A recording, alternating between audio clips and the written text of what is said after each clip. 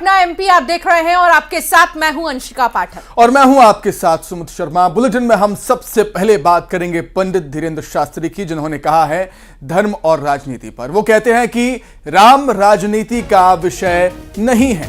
धीरेन्द्र शास्त्री ने कहा कि धर्म से राजनीति चलती है, राजनीति से धर्म नहीं चलता। तो लगातार राम को लेकर सियासत और उस पर अब बाबा बागेश्वर धीरेन्द्र शास्त्री की तरफ से अब बयान आया है और धीरेन्द्र शास्त्री ने कह दिया कि राम राजनीति का विषय नहीं है, धर्म से राजनीति चलती है, राजनीति से धर्म नहीं चलता है। ये बड़ा बयान, और ऐसे में पंडित धीरेन्द्र शास्त्री के इस बयान को लेकर काफी चर्चा हो रही है। राम राजनीति का विषय नहीं है, धर्म से राजनीति चलती है, राजनीति से धर्म नहीं चलता। वहां पर अस्पताल वहीं पर क्यों बनना चाहिए? मस्जिदों पे बनवाओ, चर्चों पे बनवाओ। अस्पताल विद्यालय आपको बनाने, हम इनके विरोध में नहीं, पर ये हम सबकी आस्था का केंद्र है। राय क्या सिद्ध है कि ज्ञान वापी में शंकर है, कृष्ण जन्मभूमि कन्हैया की है। अब उसमें राय की बहुत ज्यादा आवश्यकता नहीं है। न्यायालय है इस देश में, न्याय प्रणाली है, और वर्तमान में मिल रही एसआई की रिसर्च में जो सबूत है, उससे यह निश्चित हो रहा है कि वहां पर सनातनियों का ही प्रभुत्व रहा। तो जिस तरीके से आपने सुना धीरेन्द्र शास्त्री को राम को लेकर वो बयान देते हुए नजर आए। खबरों में आगे बढ़ेंगे और ग्वालियर की बात करेंगे, जहां पति को लेकर दो महिलाओं में विवाद हो गया। दोनों ने पत्नी होने का दावा किया है। दोनों पति को लेकर थाने पहुंच गई। दोनों के विवाद का वीडियो भी सामने आया है। पड़ाव के जल विहार रोड का ये मामला, जहां पर दो महिलाएं एक शख्स को लेकर आपस में भिड़ गईं। दोनों ही महिलाएं अपने आप को पत्नी बताते हुए नजर आई। तो एक पति और दो पत्नी, और दोनों ही अपने आप को कह रही हैं कि असली पत्नी वो है। तो अब ऐसे में ये पूरा मामला बीच सड़क पर किस तरीके से लड़ते झगड़ते दो महिलाओं को देखा गया यहाँ पर, और दोनों ही ये कहती नजर आ रही है कि ये मेरा पति है। दोनों ही महिलाओं में एक व्यक्ति को लेकर, अपने पति को लेकर विवाद शुरू हो गया। पूरा वीडियो सामने आ चुका है, जहां आप सुनिए कैसे वो ये दावा कर रही हैं कि ये मेरा पति है।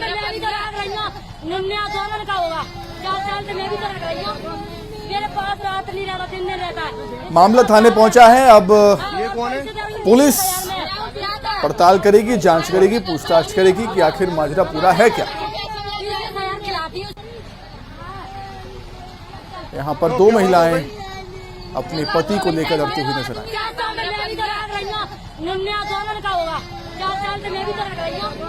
मेरे पास रात नहीं रहता, दिन में रहता है, इसके पास रात रहता है। ये कौन है? अब आगे बढ़ते हैं। खंडवा महिला थाने में एक ऐसा मामला सामने आया है कि पुलिस भी हैरान रह गई। घरेलू विवाद में एक महिला थाने पहुंची। महिला का कहना था कि पति उसकी हाइट को लेकर ताने मारता था। वो कहता है मैं ऊंट जैसा और तू है बकरी। ताने देने का ये मामला तलाक तक पहुंच गया। मामला जावर थाना क्षेत्र का। महिला थाना प्रभारी ने दोनों पक्षों को कानूनी परामर्श देने की बात कही।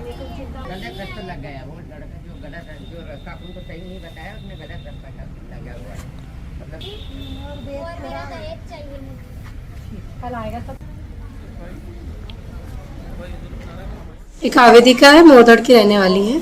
उसकी शादी करीबन अभी पिछले साल 5 महीने में हुई है। तो शादी के बाद उसकी हाइट का इशू है। बता रही है कि उसकी हाइट कम है, जिसके चलते उसका पति रखना नहीं चाहता है। और हमने उससे अभी बातचीत की है, तो उसका कहना भी है कि वो भी अब रहना नहीं चाहती है। उसे भी ऐसा लगता है कि वहाँ नहीं रहना चाहिए आगे के भविष्य के हिसाब से। तो अभी आवेदिका को समझाइश दी गई है और अनावेदक पक्षों को भी बुलाया गया है। जल्दी इसका निराकरण करेंगे, दोनों पक्षों को सुनेंगे, क्या निराकरण निकलता है उसके लिए जो भी लीगल सलाह दे सकते हैं हम, या जो भी लीगल कार्रवाई कर सकते हैं वो करेंगे। आवेदक पक्ष सनखेड़ा के रहने वाले, थाना जावर। खबर छतरपुर से। अपराधियों के हौसले बुलंद हैं। अवैध वसूली से मना करने पर बदमाशों ने बस कंडक्टर के साथ मारपीट की है। कंडक्टर से बस स्टैंड पर हुई मारपीट का सीसीटीवी वीडियो सामने आया, जिसमें 4 बदमाश कंडक्टर के साथ मारपीट करते हुए नजर आए।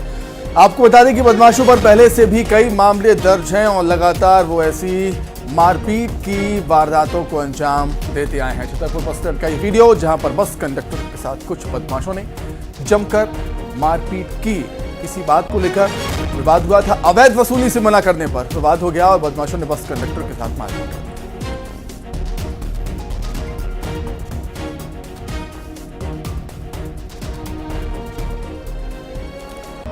तो अवैध वसूली से मना करने का ये मामला विवाद होता है और कहा सुनी सी बात मारपीट तक आ जाती है। बदमाशों के हौसले काफी बुलंद। छतरपुर में भी बस कंडक्टर को 3 से 4 बदमाशों ने जमकर पीटा। राजकंपला में काम करते हैं, हम उधर पे चाय पीने गए तो अचानक इन लोगों ने हमें बुलाया, बोले इधर आओ, तुम क्या कर रहे थे, हैं कैसे आए इधर पे, और बस मारना चालू कर दिया। किसने बुलाया आपको, क्या नाम है उनका? इम्तियाज ने, तारिक ने और महफूज, इन लोगों ने हमें मारा बुला के। किस वजह से मारा, क्या वजह यही है, अवैध वसूली करना चाह रहे हैं ये लोग। हम लोग काम करते हैं, हम लोगों को काम करना नहीं देना चाहते हैं। उधर इंदौर में बजरंग दल नशे के खिलाफ उतरा है। सड़क पर उतरकर बजरंग दल ने प्रदर्शन किया। जिस तरीके से हम देख रहे हैं कि नशे की जद में आज का युवा और नशे का कारोबार लगातार हम देख रहे हैं फल फूल रहा है इंदौर में, और इसी को लेकर पुलिस प्रशासन ने मोर्चा संभाला। फिर पुलिस संरक्षण में प्रभात फेरी में कार्यकर्ता की मौत हुई थी।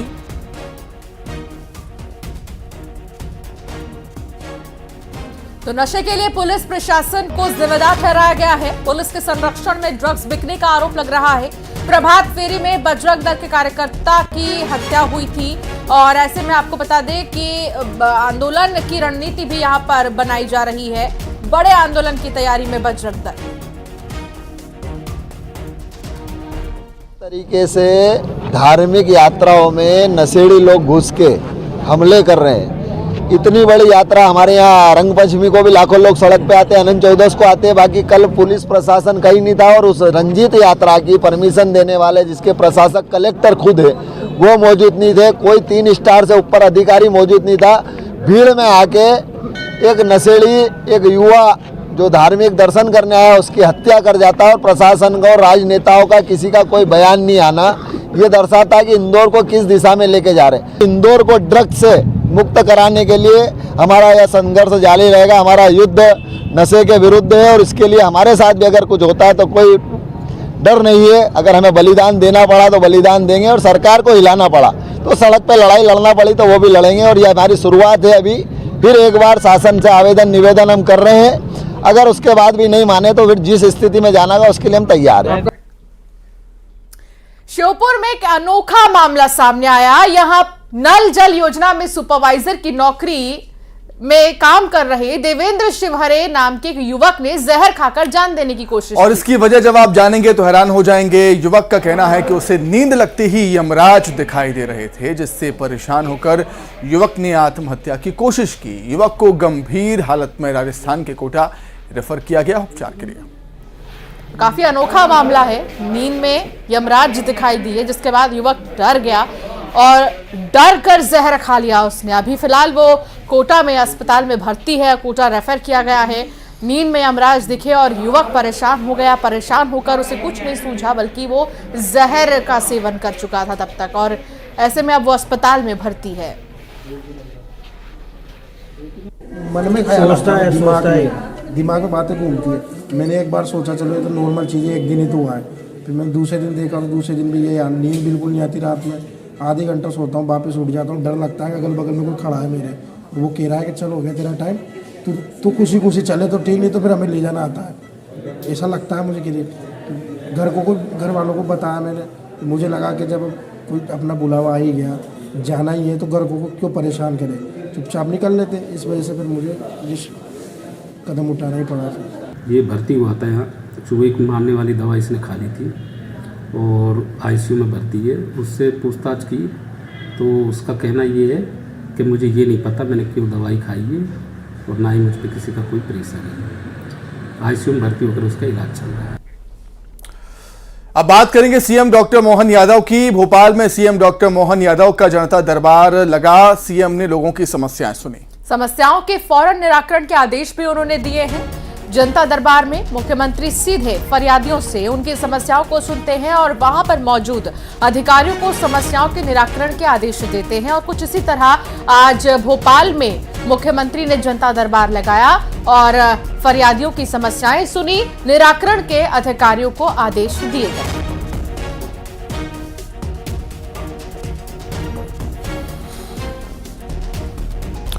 तो सीएम डॉक्टर मोहन यादव लगातार एक्शन में हैं और जनता की समस्याएं सुनने के लिए उन्होंने जनता दरबार लगाया था, जहां पर बड़ी संख्या में लोग पहुंचे हुए थे अपनी समस्याओं को लेकर। सीएम ने सभी लोगों की समस्याएं सुनी और समस्याओं के निराकरण के फौरन ही आदेश दिए हैं अधिकारियों को, जनप्रतिनिधियों को। ये तस्वीरें भी आपके सामने, अपनी अपनी समस्याएं लेकर लोग पहुंचे हुए थे, सीएम से मुलाकात की और सबकी समस्याएं सीएम डॉक्टर मोहन यादव ने सुनी भी और गंभीरता से सभी की समस्याओं को सुनकर उनके निराकरण के निर्देश दिए हैं, आदेश दिए हैं सीएम डॉक्टर मोहन यादव ने। तो एक खास मुहिम है सीधे जनता से जुड़ने के लिए मोहन यादव की तरफ से, जहां जनता दरबार लगाया जाता है और जनता दरबार के जरिए आप देखिए कितने फरियादी यहां पर पहुंचे और उन्होंने बताया कि उनकी समस्याएं क्या है। कई बार ऐसा होता है कि फरियादी थाने तक तो जाते हैं लेकिन उनकी नहीं सुनी जाती है और इसलिए भी वो बहुत ज़्यादा परेशान हो जाते हैं। एक एक मामले के लिए एक एक साल लग जाते हैं जिनका समाधान नहीं निकलता। अब ऐसे में जनता दरबार से वो सीधे प्रदेश के मुखिया से जुड़ते हैं, मुख्यमंत्री से जुड़ते हैं और अपने दिल की बात रखते हैं। और मुख्यमंत्री भी एक एक फरियादी जो यहाँ पर मौजूद था उस वक्त उनसे बातचीत कर उनकी समस्याओं को जान रहे थे। और देखिए बाकायदा अपना पेन निकाल कर वो उनकी समस्याओं को सुनते हुए उनके शिकायत पत्र पर सिग्नेचर कर अधिकारियों को निर्देश दे रहे थे कि जल्द से जल्द इसका जो समाधान है वो निकाला जाए। वासु चौरे संवाददाता साथ जुड़ गए हैं। वासु, एक अद्भुत मुहिम हम कह सकते हैं, हालांकि यूपी में भी इसी तरह जनता दरबार लगाया जाता है। कई बीजेपी शासित राज्यों में ये ट्रेंड है बीजेपी की तरफ से कि मुख्यमंत्री जनता से जुड़ते हैं सीधे और एक जरिया है जनता दरबार के जरिए। क्या जानकारी मिल रही है, आज के जनता दरबार में क्या खास था? बिल्कुल, देखिए आज मध्य प्रदेश के सीएम मोहन यादव का रीवा दौरा था और रीवा रवाना होने से पहले उन्होंने उनके निवास यानी कि विंध्य कोठी में जो आम लोग पहुंचे हुए थे उनसे वहां पर मुलाकात की, उनकी बात सुनी, उनकी समस्याओं का निराकरण करने का काम किया। आप देख सकते हैं तस्वीरें जिस तरह से सामने आई हैं, लोग अपनी समस्याएं मुख्यमंत्री को बताते हुए नजर आ रहे हैं। मुख्यमंत्री उनके आवेदन न सिर्फ स्वीकार कर रहे हैं बल्कि अधिकारियों को दिशा निर्देशित भी कर रहे हैं कि जल्द से जल्द उनकी समस्याओं का निराकरण किया जाए। और यही सबसे बड़ा साइन होता है गुड गवर्नेंस का, और गुड गवर्नेंस को स्थापित करने की बात लगातार बीजेपी की ओर से की जा रही है।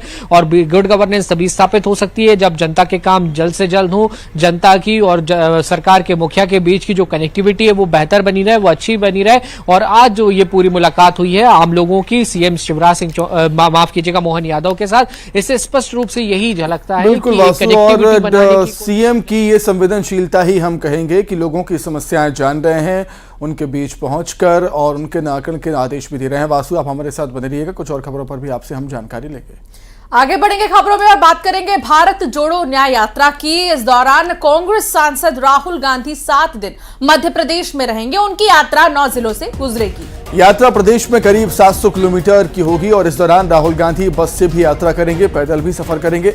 राहुल गांधी राजस्थान के धौलपुर से होते हुए मुरैना के रास्ते मध्य प्रदेश में एंट्री लेंगे। यहां से यात्रा ग्वालियर, शिवपुरी, गुना, राजगढ़, आगर, मालवा, उज्जैन, रतलाम से झाबुआ होते हुए फिर से राजस्थान के बांसवाड़ा की ओर जाएगी। इससे पहले भी राहुल गांधी की भारत जोड़ो यात्रा प्रदेश के निमाड़ और मालवा इलाके से निकली थी। और उस वक्त हिमाचल के विधानसभा चुनाव थे, पंजाब के चुनाव थे, विधानसभा के काफी अच्छा प्रदर्शन कांग्रेस का रहा था और इसका असर भी दिखाई दिया था। हिमाचल में तो कांग्रेस की सरकार बन गई और इसी उद्देश्य और इसी मंशा से एक बार फिर से यात्रा की शुरुआत है और जो कि मध्य प्रदेश से होते हुए आगे बढ़ेगी। कांग्रेस की न्याय यात्रा पर भोपाल में पूर्व मंत्री पीसी शर्मा ने कहा है कि लोकसभा चुनाव के लिए नहीं बल्कि न्याय के लिए राहुल गांधी यात्रा निकाल रहे हैं। उनकी माने तो सत्य की हमेशा विजय होती है और राहुल गांधी सत्य के साथ है। उन्होंने कहा 138 साल पुरानी पार्टी की विचारधारा लेकर राहुल गांधी यात्रा निकाल रहे हैं और यात्रा देश को लाभ जरूर मिलेगा। संविधान बचाने के लिए मैं समझता हूँ, चाहे वो इंडिया गठबंधन बनाए या राहुल जी की जो यात्रा मणिपुर से मुंबई तक हो रही है, ये सब उसके लिए और निश्चित तौर पर लाभ मिलेगा। राहुल गांधी की न्याय यात्रा को लेकर बीजेपी ने तंज कसा है। भोपाल में मीडिया विभाग अध्यक्ष आशीष अग्रवाल का बयान आया। उन्होंने कहा कि यात्रा का नाम भारत जोड़ो से बदलकर न्याय यात्रा कर दिया गया, जिससे साफ हो रहा है कि यात्रा फ्लॉप रही। उनकी माने तो नाम बदलने से पाप नहीं बदलेगा और देश और प्रदेश की जनता के साथ कांग्रेस ने अन्याय किया है, इसलिए कांग्रेस को क्षमा यात्रा निकालनी चाहिए।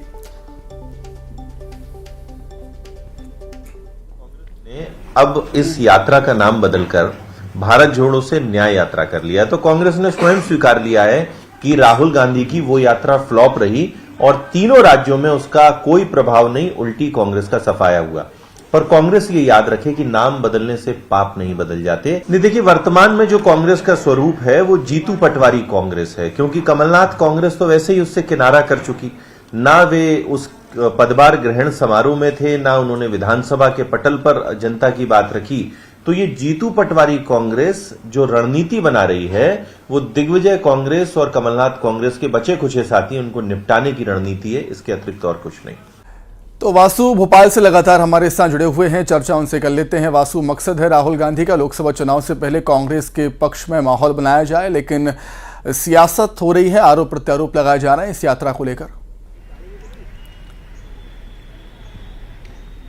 बिल्कुल सुमित, देखिए राहुल गांधी की जो भारत जोड़ो न्याय यात्रा है कांग्रेस के लिहाज से देखा जाए तो बेहद महत्वपूर्ण है, क्योंकि 2019 के लोकसभा चुनाव में कांग्रेस का जो प्रदर्शन है वो बेहद निराशाजनक रहा था। लेकिन अब कांग्रेस और तमाम जो विपक्षी दल हैं वो इंडिया गठबंधन के नाम से एक साथ फिर से चुनावी मैदान में उतर रहे हैं, लेकिन उनकी राह बिल्कुल भी आसान नहीं रहने वाली है, क्योंकि पीएम मोदी और बीजेपी के मजबूत संगठन के सामने उनका मुकाबला होना है। मध्य प्रदेश से भी राहुल गांधी की यात्रा गुजरेगी, करीब 7 दिन यहाँ पर यात्रा रहने वाली है और 700 किलोमीटर का सफर करेगी।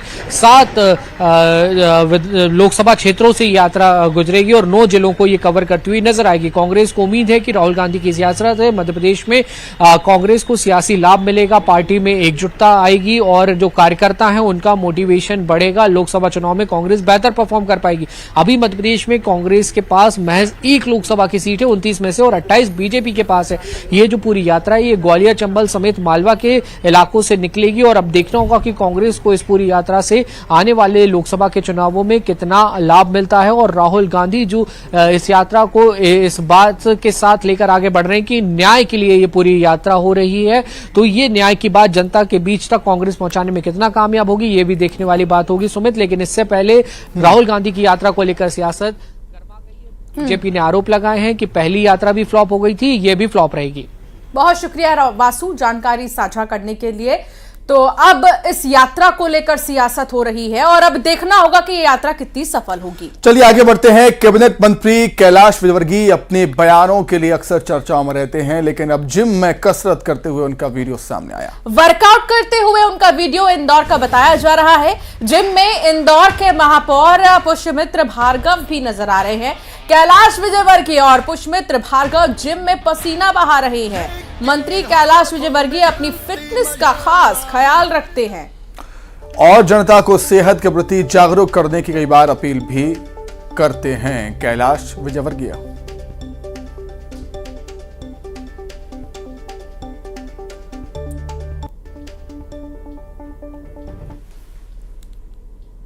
और गुना से खबर आ रही है, जहां बस पलट गई है। हादसे में 5 यात्री घायल हुए हैं। बस में 30 से ज्यादा यात्री सवार थे। सिरसी से गुना जा रही थी बस, तभी हादसे का शिकार हुई।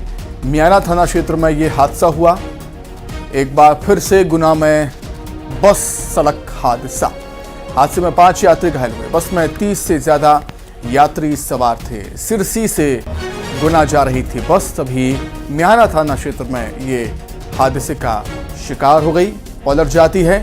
5 यात्री घायल हो गए हैं। 30 से ज्यादा यात्री बस में सवार थे। हालांकि हादसा क्यों हुआ, किन कारणों से हुआ, यह अभी पता नहीं चल पाया, लेकिन एक बार फिर से गुना में बस हादसा हुआ। 5 यात्री इसमें घायल हुए हैं। घायलों को अस्पताल में एडमिट किया गया है।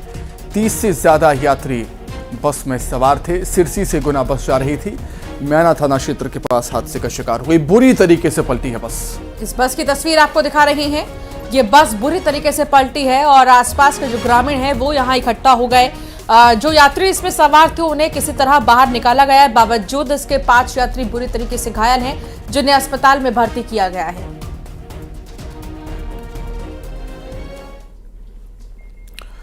उधर उज्जैन में सवारी को गाड़ी की छत पर बैठाकर ले जाने वाले ड्राइवर पर ट्रैफिक पुलिस ने कार्रवाई की। सोशल मीडिया पर वीडियो वायरल हुआ था जिसमें ड्राइवर गाड़ी के ऊपर एक यात्री को बैठाकर ले जा रहा था और उसकी दलील थी कि गाड़ी में जगह नहीं होने के कारण उसने ऐसा किया। वीडियो सामने आने के बाद ट्रैफिक पुलिस ने कार्रवाई करते हुए चालान काटा है। गाड़ी चला रहा था, सवारी बिठा के गाड़ी चला रहा था, सवारी बिठा के। और ये देखिए गाड़ी की छत पर यात्रा करते एक युवक का वीडियो वायरल हुआ था, जिसके बाद अब पुलिस ने कार्रवाई की है। ड्राइवर पर ट्रैफिक पुलिस ने कार्रवाई की है और उससे पहले जो ड्राइवर है वो ये दलील दे रहा था कि जगह नहीं है गाड़ी पे और इसलिए ऊपर बैठाकर गाड़ी की छत पर बैठाकर उसे ले जा रहा था। गाड़ी चला रहा था, सवारी बिठा के। और आई